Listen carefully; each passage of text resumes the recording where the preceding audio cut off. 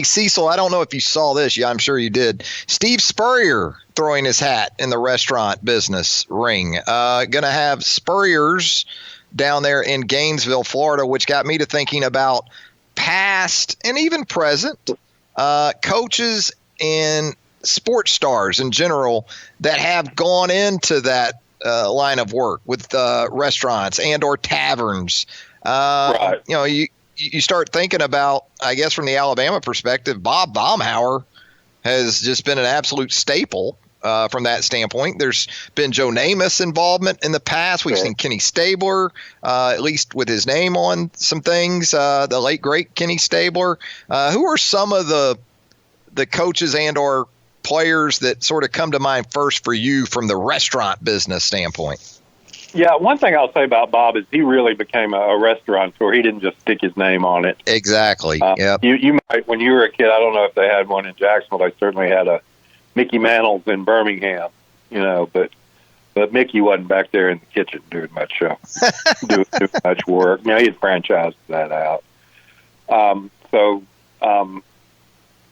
You know, Pat James, who was a coach here at Alabama, was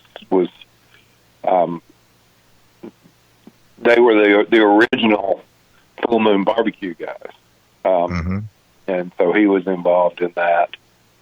Yeah, there have been a few others who have gotten involved in that. Yeah, I would say Alabama-wise, Bob's the premier name that you think of when you think of that. But it's gone on forever.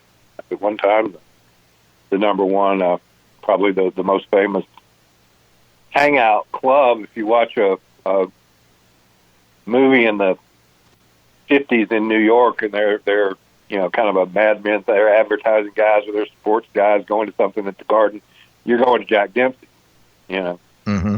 So that's how long it's been. Jack Dempsey's was the place in New York City. For sports related, you could probably get down on the Giants -6 in a room at Jack. But yeah, there've been some good ones. You know, the Mannings, I think, are involved in it in New Orleans now to some extent. And most places you go, most places around the SEC, there's somebody. I don't know how Steve. I wouldn't want to be Steve's pastry chef, I don't think. He wants an equal amount of blueberries in every muffin. Yeah, he has. You call like it Ace. You call this a muffin? Let me get Danny Werfel in here. He'll show you how to make a muffin. Yeah. The fun and bun, they could call it. Yeah. Yeah, but no, it's, you know, obviously the other one is at least with an Alabama connection that's been tremendously successful in Florida and around Shula's. You know, Don's Steakhouse in Miami is, you know, had been one of the premier places, and they franchised out, obviously. And Mike was, I don't think, other than, you know, whatever stock he might have had in it, I don't think Mike was ever involved in it. But, you know, Shula's Steakhouse were big at one time, and you know, at least some connection. No, because there was one in the Winfrey up in Birmingham. And Joe Namath, right? It was initially Bachelor's 3 in Tuscaloosa before it was changed to like Joe Namath's Restaurant or something like that, right there off the street? Yeah, you know, there was a Bachelor's 3 in New York, and that was, you know, Joe went through a lot of controversy because one of the partners, you know, didn't have the cleanest rap sheet in America. So, you know, Joe at one time was going to give up football, and, you know, that didn't last, but you know, he was, you know, going to stick by his partners in Bachelor's 3. But yeah, that was here for some time. I think if you go down to Ramajama's, I think they still have an old Joe Namath menu up on the wall. And now, of course, we're going to have an Urban Meyer Pint House up in Ohio, because, you know, that's exactly what we need. I know the jokes are endless when we could start getting into potential names for menu items, Cecil, maybe the cover-up Kanash or something like that. But now Urban going to jump in there, I guess, before he takes the USC job, right?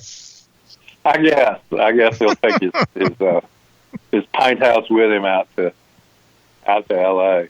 But no, it's been. I mean, you can watch. I guess the pop culture famous one, if you watch Wayne's World, is Stan Mikita, the hockey player and Donut King of Chicago. So, there's been a million of them. And of course, we have Asian. Some have been good, Asian. Some had. Yeah, we have Asian, the regrettably named sushi place here in Tuscaloosa, Cecil. That looks like it's doing pretty well, actually. So, yeah, everybody. I'm to be perfectly honest, I hadn't been, but people tell me it's good. So. There you go. Hey, Cecil, we're talking with Cecil Hurt, sports editor and columnist for the Tuscaloosa News, right here on Southern Fried Sports, presented by Peterbrook Chocolatier. Cecil, Vanderbilt had one job, okay? One job, go out to Omaha and prevent a Big Ten team from winning a College World Series. And here we are, Cecil, one game away from the Michigan Wolverines being the 2019 College World Series champions. They had one job, Cecil. That's all they've got to do. Yeah, and it's not over because Vandy's pitching depth is more, I think, than Michigan. Although Michigan has, two really good pitchers, one of whom threw last night.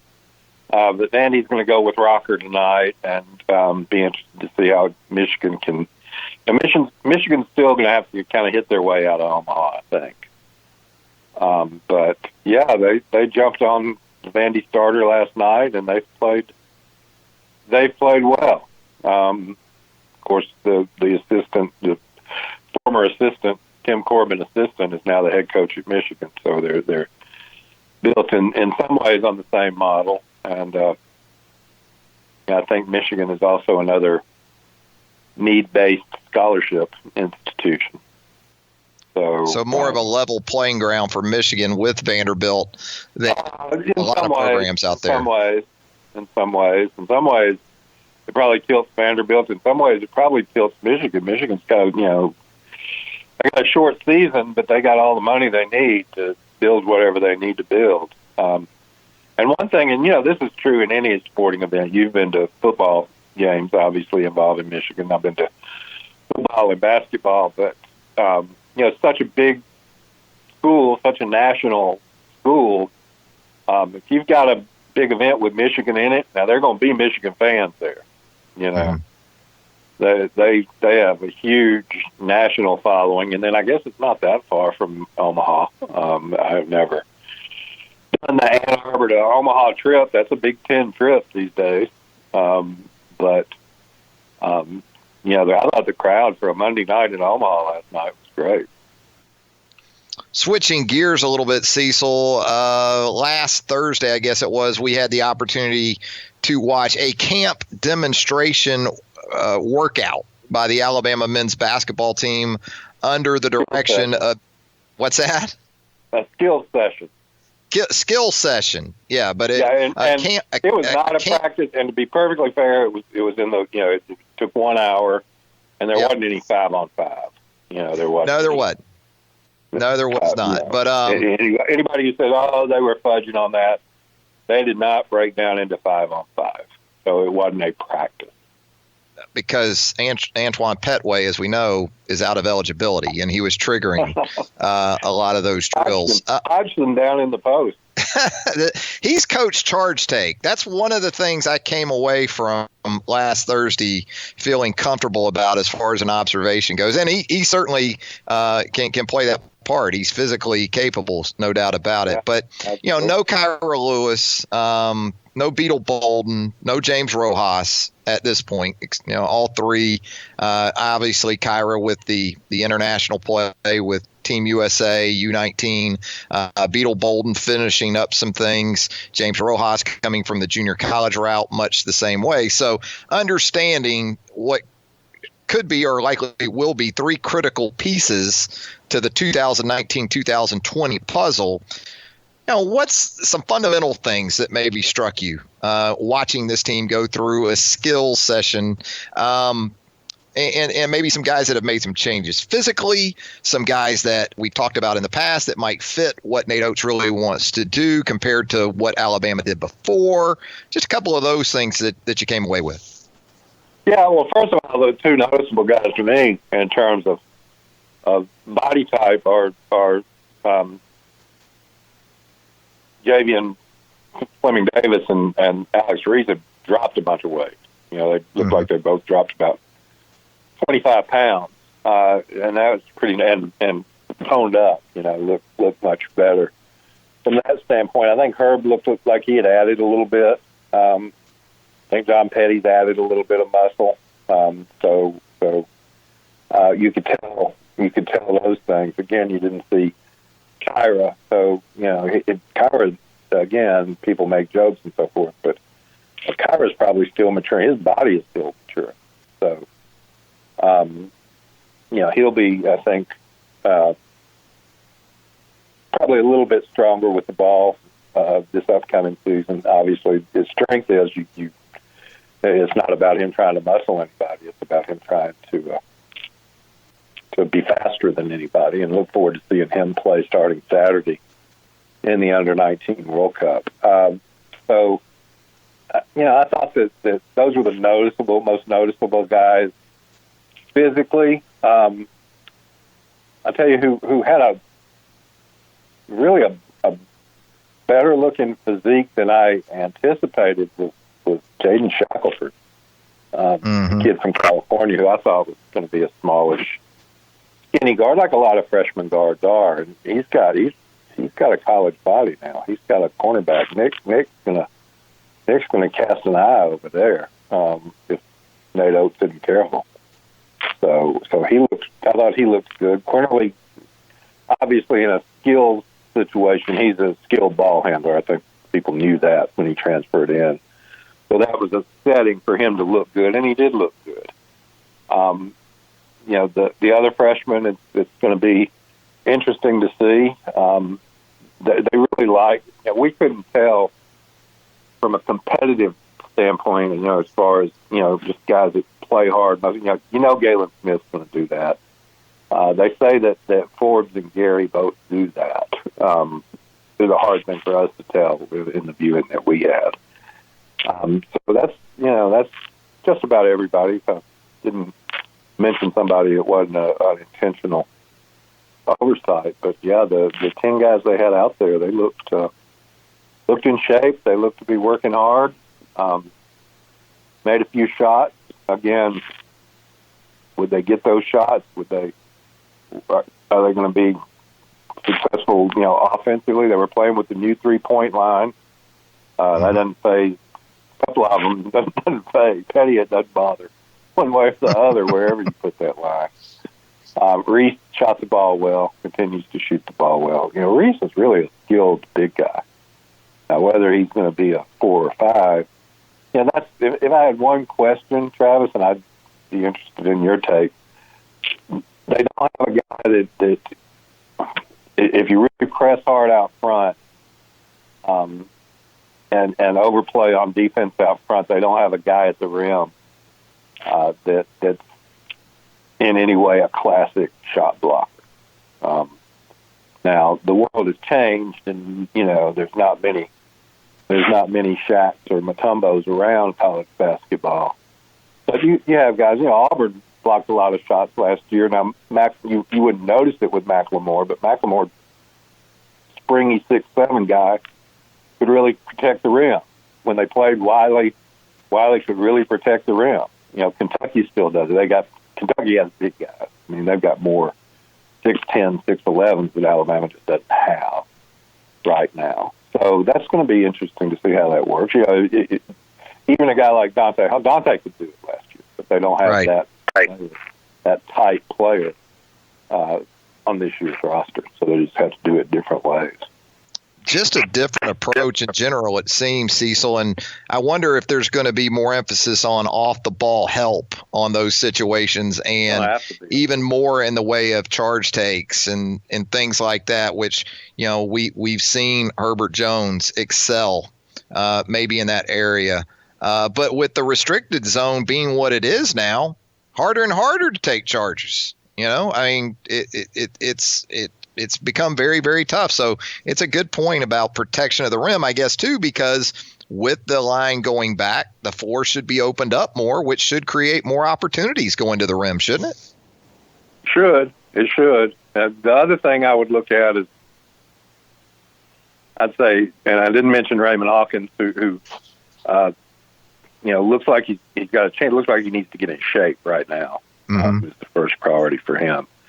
But a big kid, he is 6'9".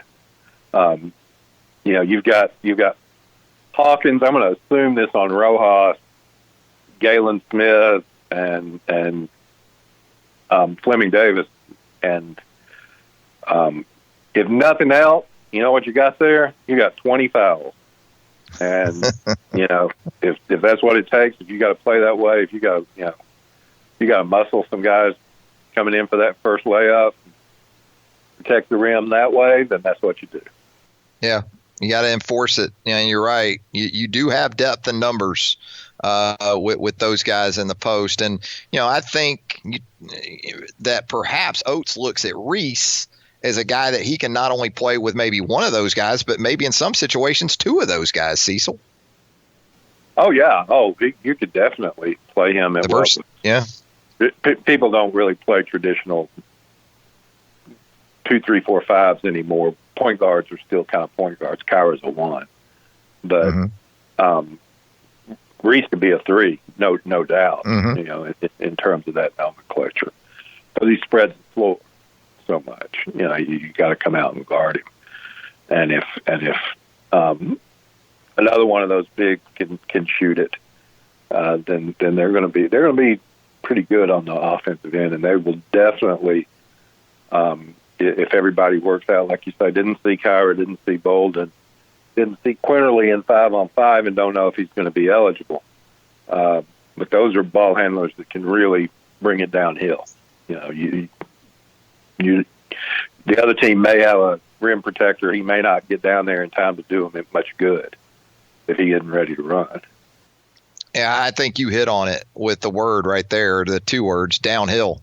That's the way this team's going to play, whether it's in transition, whether it's in half court, because you saw what I saw just in skill work, a real emphasis in the half court, meeting the pass in a way that if opponents overplay you on the defensive end to the 3-point line, the expectation is going to be for you to get to the paint and either attack the rim, throw the lob, or pitch back to the corners for some of these 3-point shots. So downhill is you talk about nomenclature. That's going to be a big part of it. You got to think under Nate Oates. Let me ask you this as we let you go, Cecil. You touched on Javon Quinterly and the potential for a waiver there, and we heard from Nate Oates that they were still sort of in the gathering process of submitting that waiver on Quinterly's behalf. Oates seemed pretty optimistic, at least from what he was hearing, I guess, from compliance in that regard.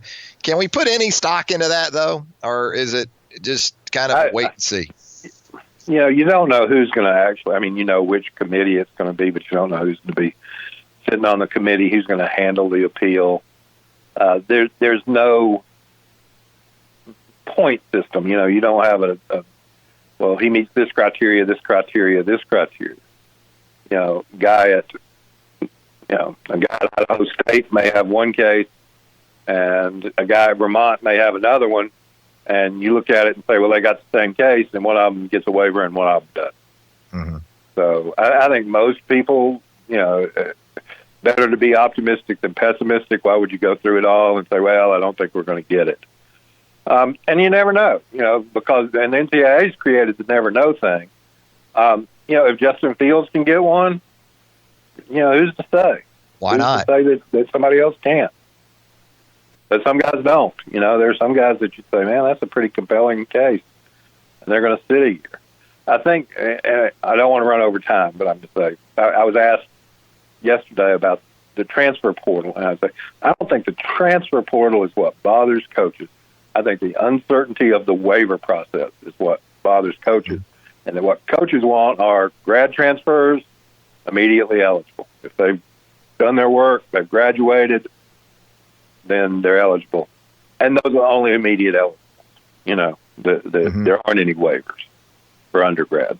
You know you're going to transfer, you're going to sit a year. Now, a lot of people don't like that, but having one rule or the other is better than us debating a waiver on every kid that comes through. That's not a grad. So we'll see what happens. Yeah, coaches want. They're not as worried about the portal as they are the waivers. Yeah, that's where they get more of the surprises that they don't like, is in the waiver process. They sort of anticipate guys that are headed towards the portal. So that's not always a huge surprise to them. But you're right, the 50-50 nature of the waiver process, I'm sure, is something that they have a tough time reconciling. Hey, Cecil, as always, appreciate the great stuff. I'm excited he got a waiver. He's part of a national championship in Virginia. Can I tell you how he got that waiver? No. You know, what criteria he had that somebody else didn't have, that Quinterly wouldn't have?